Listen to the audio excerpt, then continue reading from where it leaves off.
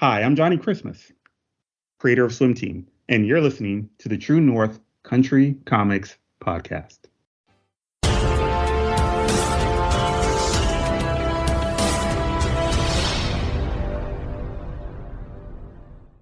Welcome to the True North Country Comics Podcast, dedicated to promote Canadian comic book and graphic novel creators and supporters. I'm John Swinimer. If you want to drop me a line, you can contact me at john@truenorthcountrycomics.com. On this episode, I chat with Johnnie Christmas about his new YA graphic novel, Swim Team. This podcast is available on Apple Podcasts and Google Podcasts. It's also available on the True North Country Comics channel on YouTube. I invite you to like and subscribe. Based in Vancouver, British Columbia, Johnnie is a #1 New York Times best-selling graphic novelist. He's a graduate of the Pratt Institute in Brooklyn, New York, earning a Bachelor of Fine Arts in Communication Design Illustration. Johnnie is a writer of the Image Comics sci-fi series Tartarus and Crema, a haunted romance published by Comixology. His book Firebug received a starred review from Publishers Weekly, and it earned him a Joe Shuster Outstanding Cartoonist nomination. He's perhaps best known for co-creating the series Angel Catbird with celebrated writer Margaret Atwood and adapting William Gibson's lost screenplay for Alien 3 into a critically acclaimed graphic novel of the same name. His credits also include co-creating the pre-apocalyptic thriller Sheltered. He's currently hard at work on middle-grade graphic novels for the Harper Alley imprint of Harper Collins, and his latest book is entitled Swim Team. The story of Swim Team goes like this. Bree can't wait for her first day at her new middle school, Inith Brigitte, home to the mighty manatees, until she's stuck with the only elective that fits her schedule, the dreaded Swim 101. The thought of swimming makes Bree more than a little queasy, yet she's forced to dive headfirst into one of her greatest fears. Lucky for her, Etta, an elderly occupant of her apartment building and former swim team captain, is willing to help. And so, without further ado, here's my chat with Johnnie Christmas about his new graphic novel, Swim Team. So, Johnnie Christmas, thank you very much for taking time to chat with me. Yeah, thanks for having me, John. I appreciate your time. Before we get started with the questions, though, I want to ask you, what's on your bedside reading table? What are you reading today? What am I reading today? So I have two things that, my reading pile is always overflowing and there's a lot of stuff on it, but yeah. That's immediate that I pick up is a book by Paul Beatty. I don't know how he pronounces it, called The Sellout. I think it was like from 2015. It's a prose novel, really good. Mm-hmm. And the other one that I haven't started yet, but I just cracked it open, is Scout is Not a Band Kid by Jade Armstrong. Right. Middle grade graphic novel. So I'll let you know how that is after I read it. That's pretty cool. Yeah, I met up with Jade at the Montreal Comic Arts Festival, so should be a good book for sure. Nice. Well, I want to talk about your latest book, your graphic novel called Swim Team. I wonder if you could talk a wee bit about the book, maybe what the story's about, and what inspired you to create it. Sure. Swim Team is a book about Bree. She's a young girl who moves to a swimming-obsessed town in Florida. And Bree has a secret, Bree doesn't know how to swim. So she goes to this town where everybody loves swimming, and she tries her best to avoid swimming when the only elective available is Swim 101. A situation happens where she falls into the pool eventually, and she's saved by her older neighbor. The neighbor, Miss Etta, teaches her how to swim eventually. And Bree goes on to join the school swim team. There's like sort of information on how a young girl would come to that age without knowing how to swim, and the history of lack of access to swimming in the Black community in the United States of America. So what led to Swim Team was my own personal experience. When I was a kid, I almost drowned, fell into a pool. Oh my. Yeah, and I was pulled out by an uncle, thankfully. But I always had this uncomfortable relationship with the water that still exists to this day. And I thought it was a personal failing my whole life. I thought it was just like my own thing. I didn't realize like when you're 5, you don't build swimming pools and you don't have any control over policy on where pools are built. Like I couldn't tell you where a pool was in my neighborhood growing up. And a lot of the kids in my neighborhood didn't know how to swim. So that was the inspiration. And then, of course, when you start looking outside of yourself and you start seeing like statistics, like between the ages of, I think it was like 8 and 14, Black kids are 8 times more likely to drown in a swimming pool than their white friends. That parents who don't know how to swim are less likely to have children who know how to swim. So it has this generational ripple effect. So there's a lot to unpack in it. But most of all, I wanted to tell a story that was just super fun for kids to read and like have a good time with, and then just have like little bits of this information that I wish I knew as a kid packed into it. But first and foremost, I wanted it to be a fun read. Right.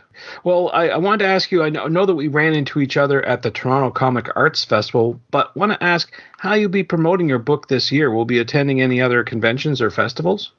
Yeah, I'm going to be at Emerald City, but I'm doing mostly, I believe, book conventions and festivals at San Diego, which we alluded to earlier, probably before we started recording. And I did TCAF, like you said, but I'm going to be doing Emerald City. Then I'm going to be doing I don't know if any of this stuff is like secret, like, but I was just about to rattle off some things. But yeah, there's going to be some book festivals and conventions and that sort of stuff that are not comic book centric. They're more book centric. That just kind of is the nature of books that come out through a publisher like Harper Collins, and that are kind of middle grade graphic novels are treated more book market than direct market, because when we go to comic book store, you don't generally see too many kids graphic novels. Yeah, that's true.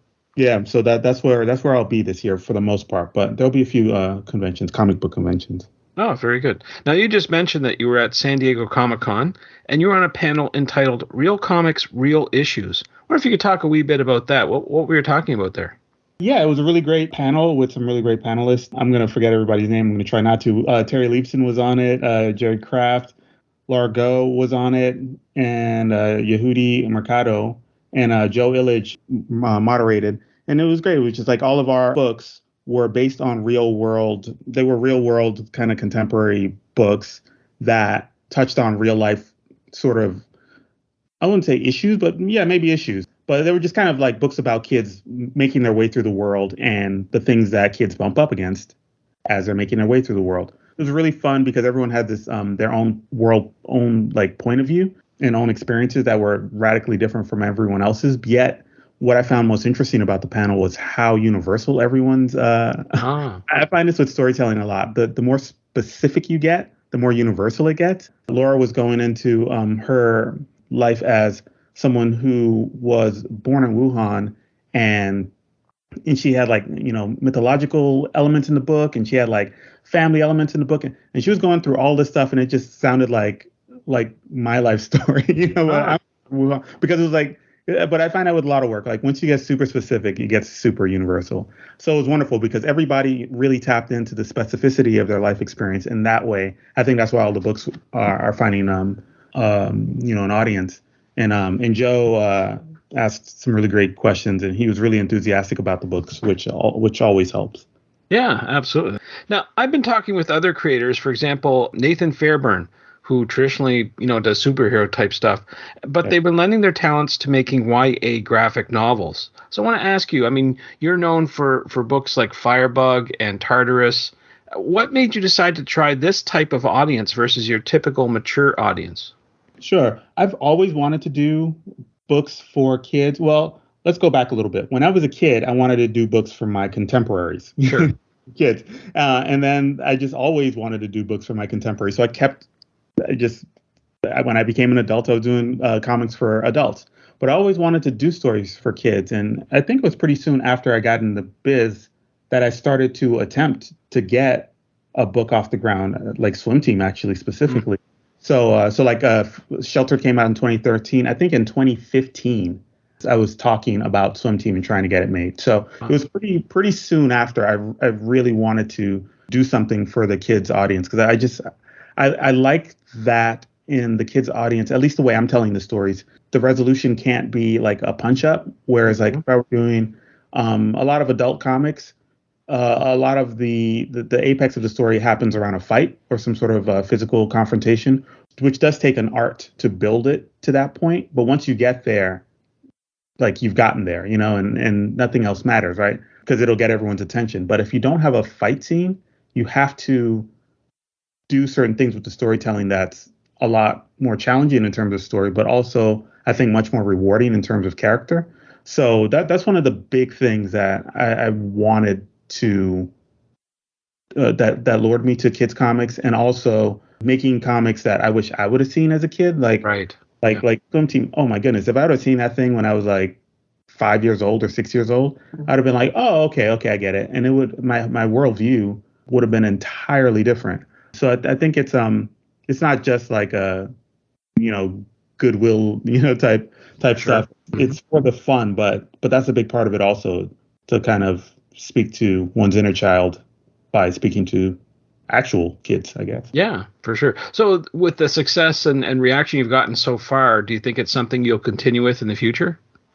Oh yeah, absolutely. Yeah, very much looking forward to doing more stuff. I signed on with Harper Collins to do 3, so I've got at least 2 more with Harper Collins, but I'm looking to do more beyond. I don't think I'll ever want to leave the kid space. I go back to the to doing stuff in the adult space, in the future, but I wouldn't let go one for the other, because Right, right.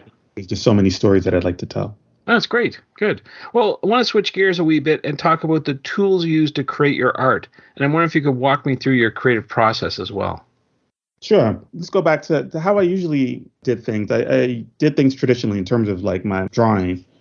Big drawing board, Bristol board, Bristol board, like double ply.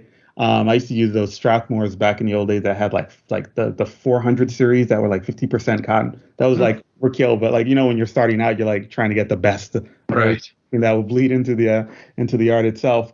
In the end, I used to get, I think, like 300 series, double ply, plate finish or smooth white Bristol, and I would get watercolor brushes, the sable brushes, that the Winsor & Newton Series 7 sable brushes, and black ink, and I would do everything that way, scan it in, and bing bang boom. But with Swim Team, I did everything for the first time digitally. Oh, Yeah, I had a kind of a hybrid process at one point where I would do the thumbnails in the Cintiq and print them out in blue and then just like ink over top of those.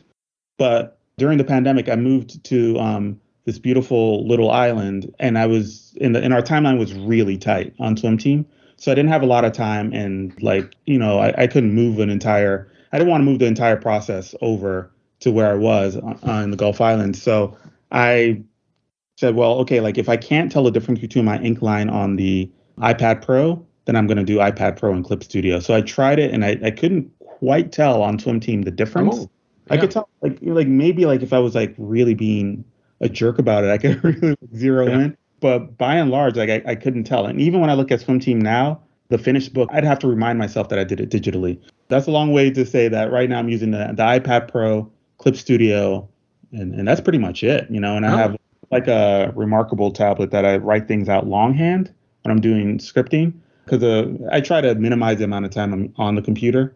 Writing everything out longhand is really nice, and then when I'm revising scripts, then I can throw things into Apple's Pages program and just like write everything out there and into script format. Yeah. very good. Now, you talked about some books you have coming up with Harper Collins, and I know you can't talk too much about them, but do you have any other projects up and coming that you can talk about? Oh, I did an issue of The Silver Coin number 13 with my friend Michael Walsh, his wonderful Eisner nominated horror series. And I think mine is the next one up. I think it's coming out. No, I think number 12 needs to come out. And then I'm number 13. So that's coming out. Look forward to it in, I think, August.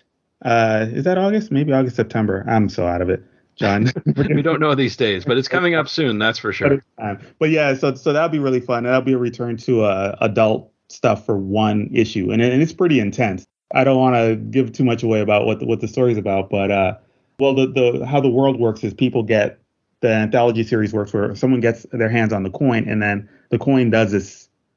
It's almost like a monkey paw kind of situation. Right. Mhm. So in mine, I wanted to explore. I had a few ideas that I was kicking around because there's so many ways you can go with that. But in the end, I wanted to make it much more intimate. I had this big idea, but as I was going along, I realized Michael hit all the big ideas already because it's his series.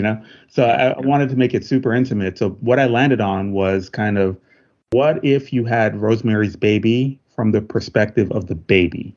Oh, So, the coin, this woman gets her hand on the coin, but it doesn't possess her. It possesses the baby. So that's all I'll say about that. And it got pretty, when I started thinking about like, unfolding the layers of what that would be, it got really, really intense. So, I think Michael even put a warning inside the issue. He was like, it's the only one we've ever done it for. And I was like, oh man, like, I think both Michael and I have had sleepless nights after doing it. It got pretty wild. Something to look forward to. There you go. Well, it sounds like you've got a lot on the go. So I'm wondering if you have a website where you recommend people go to find out about your current and your future projects.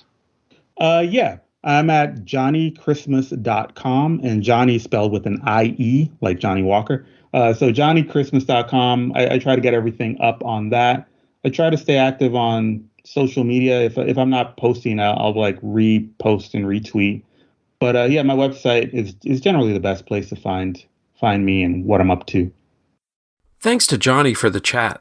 You can discover more about Johnny on Twitter at J_XMAS and on Instagram at JOHNNIEXMAS and online at JOHNNIECHRISTMAS.com. That's JohnnyChristmas.com.